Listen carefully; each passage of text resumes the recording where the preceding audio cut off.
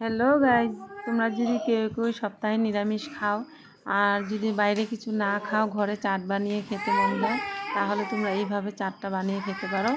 আমি রেসিপিটা দেখাচ্ছি, দেখো আমি চাটটা কিভাবে বানাই। আর এই চাট বানানোর জন্য সবার প্রথমে তোমরা আলু সিদ্ধ করে নিবে। আলু সিদ্ধ করার পর আর ছোলা সিদ্ধ করে নিবে বা মটর যে কোনো একটা সিদ্ধ করে নেবে। নেওয়ার পর তারপরে তোমরা এই যে ঘরে যেগুলো ফুচকা বানায়, ফুচকা বানিয়ে খায় ঘরে, এই ফুচকাগুলো তেল দিয়ে ভেজে নিবে। ভাজার পর আমি দেখাচ্ছি। আর এদিকে অল্প ঘুগনি বানাবে। আমি তো ঘুগনি বানাবো না, আমি অল্প ভাজা ভাজা করব। ঘুগনির মতনই আমি চানাটা ভাজবো। আর এদিকে আমি ফুচকাগুলো ভেজে নেব।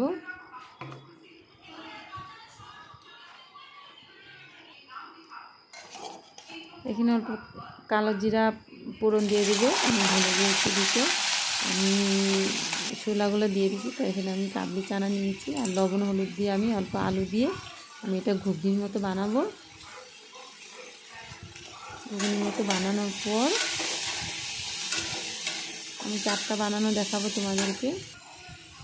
আর এদিকে আলুগুলি আমি পাতলা পাতলা স্লাইস করে কেটে নেব।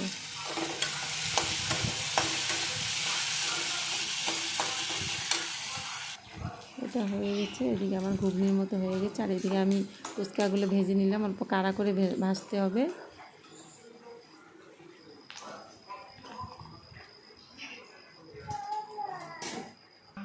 ফুচকাগুলো ভাজার পর আমি সেদ্ধ করে আলুগুলো অল্প স্লাইস করে ছোটো ছোটো করে কেটে নিলাম,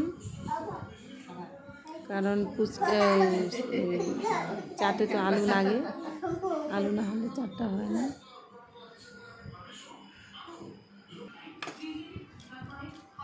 আর এখন আমি দেখাবো তোমাদেরকে চাটটা বানানো। সবার প্রথমে দিয়ে দিবে আলু সেদ্ধ করা, স্লাইস করে রাখা আলুগুলো দিয়ে দিবে।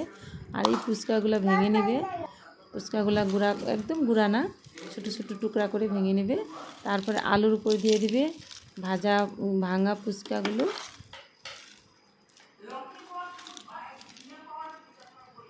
ফুচকা মানে পাঁপড়, এটা পাঁপড় বানানো হবে। আমি আলাদা পাঁপড় বানাইনি, আটা দিয়ে ময়দা দিয়ে। আর তারপর দিয়ে দিব উপরে ঘুগনি, আলুর পর ফুচকা, তারপর ঘুগনি, তারপর দিয়ে দিবে দই। কিন্তু দই চাট বানাতে কিন্তু দই চাই, দই তো লাগেই। দিয়ে দিবে দই।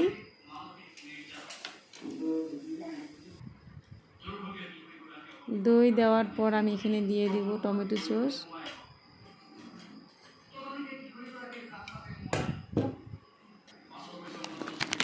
মিষ্টি বেশি ভালোবাসতে মিষ্টি দিবে, অল্প টমেটো সস বেশি দিবে, না হলে কম দিয়ে। আবার তারপর আমি এখানে দিয়ে দিলাম ভুজিয়া, বেকাজি ভুজিয়ে দিয়ে দিলাম। তারপর দিয়ে দিলাম আমি এখানে কালা লবণ, আমি কেটছি লবণটা দিয়ে দিলাম। এখন আমার চাটটা কমপ্লিট হয়ে গেল দেখলে। এখন আমি আমার হাজবেন্ডকে